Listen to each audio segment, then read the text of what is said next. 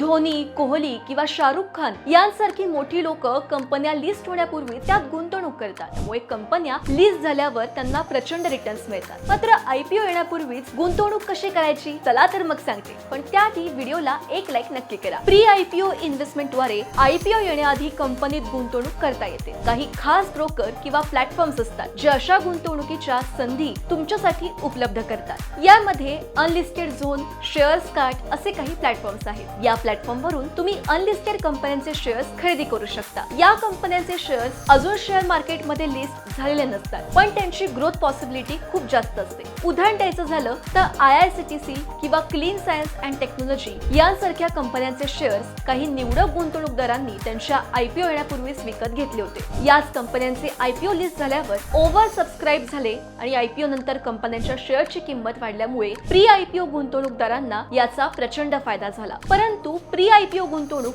जितका नफा देते तितकीच ती रिस्की देखील असते. त्यामुळे अशा गुंतवणुकींपूर्वी कंपनीचे बॅकग्राऊंड, फायनान्शियल गोष्टी आणि कंपनी विश्वासार्ह आहे की नाही हे तपासणं खूप गरजेचं आहे. योग्य वेळी योग्य कंपनी निवडली तरच फायदा होईल हे लक्षात ठेवा आणि पैसा पाणीला आत्ताच फॉलो करा.